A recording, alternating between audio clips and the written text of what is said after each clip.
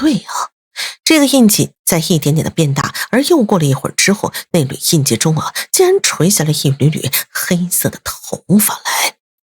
我当时都被吓傻了，眼睛盯着那个地方始终是挪不开的，从头发中还伸出2只带血的手。我当时被吓得血都凉了，只有一个念头，那就是大叫一声，抓紧时间跑出去。可是我突然发现我自己根本就动不了，我也喊不出来啊。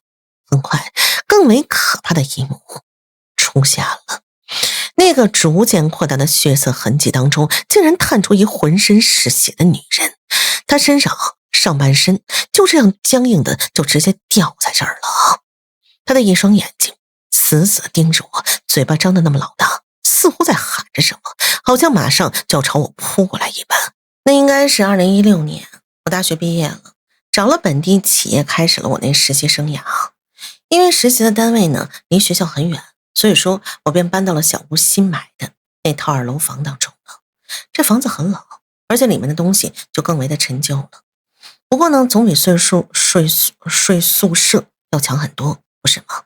记得那是我搬过去的第2天，却发生了一件很诡异的事情啊！当时我正在客厅跟着看电视呢，但不知不觉的我竟然睡着了。当我猛然之间醒过来之后，看了一眼时间，已经得有个12点多了。我起身想去关电视进卧室睡觉的时候，突然发现了一个很奇怪的事情。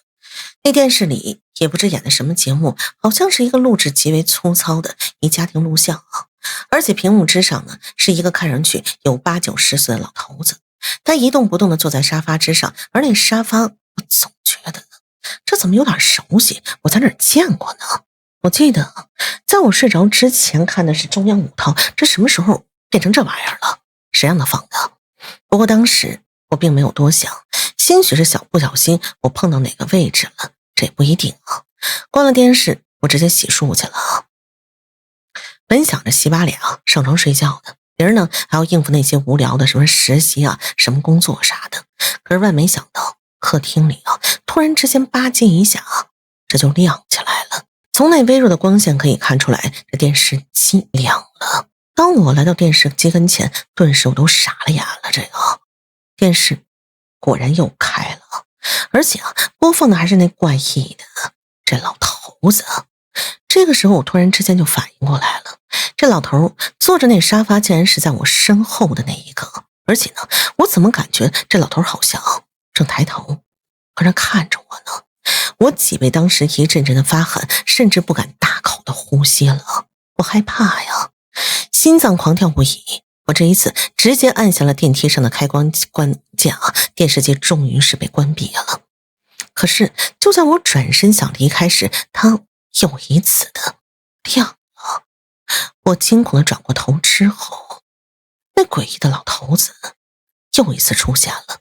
我当时发了疯一般就冲到了电视机旁边了，寻找电视机的电源插头，这在哪儿呢？我当时颤抖着双手，用力的拔下了电源之后，电视机又一次的灭掉了。拔掉电源之后，我再也不敢看它是否再亮，仓皇就逃进了卧室了。我不明白这到底是怎么回事啊！那一晚我蜷缩在了被窝里，一动都不敢动的。我有种感觉它还会再一次的亮起来的。而那一晚也是我长这么大最难熬这一晚了。第一次感觉原来夜晚竟然这么漫长啊！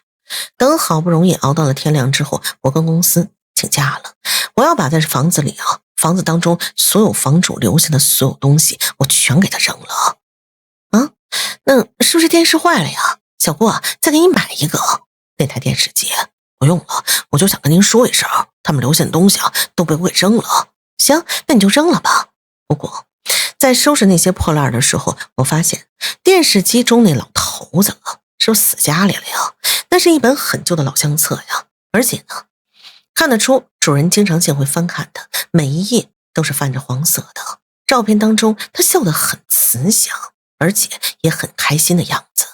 也许是他的家人陪伴的原因吧，他满脸都洋溢着幸福的这种感觉呀，与电视机当中那落寞孤寂的身影区别是很大的。那些旧东西全部被我给扔掉了。那房子我又整整住了2年，但是再也没有发生过什么其他特殊的事情了。这件事情发生在2017年，那个时候我在一家机械厂做技术员呢。我的工作呢，就是要不停的被派往全国各地调查设备，几乎全年都在各地跟着出差呢。为了能省点钱，我一般呢都会往住一些比较便宜的小旅馆，再拿一些快捷酒店的发票，我回去报销去，总会有一些差价是我自己揣着的。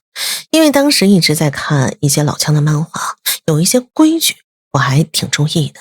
比如说不住最后一间房，进门之前呢先敲上3下什么的，所以说一直以来倒是没出过什么事情。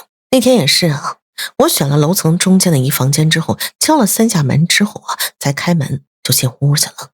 这里的房价虽然说便宜，但是呢房间里的清洁度还让我挺满意的。房间里收拾得干干净净，进屋之后也没有任何的怪味儿。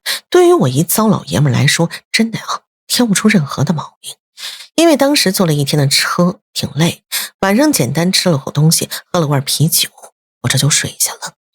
我也不知道自己到底睡了多久，突然被楼上传来一阵奇怪的声音就给吵醒了。宾馆住久了，隔壁声音那种事儿啊，大家都会深有体会的。我当时并没有多想，只感叹这对啊真够生猛的。可是慢慢的听着听着就不对劲儿了，这声音还是吱吱嘎嘎那一种，但更像是什么东西跟着刮地板的。大家可都知道，用硬物划硬物的那种声音是十分刺耳的，让人非常之不舒服。我当时也是越听越难受啊。可是呢，你越不去想的，它就越往你脑子里面钻，弄得我烦躁的很，头也开始隐隐作痛了。吱嘎吱嘎吱嘎。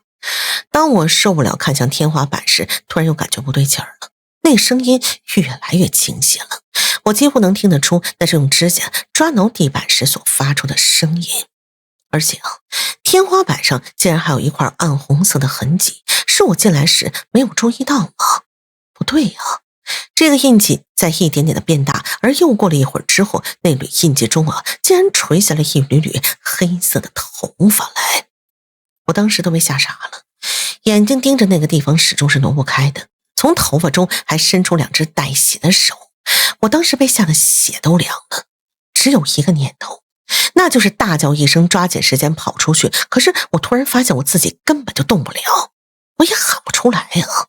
很快更为可怕的一幕出现了，那个逐渐扩大的血色痕迹当中，竟然探出一浑身是血的女人。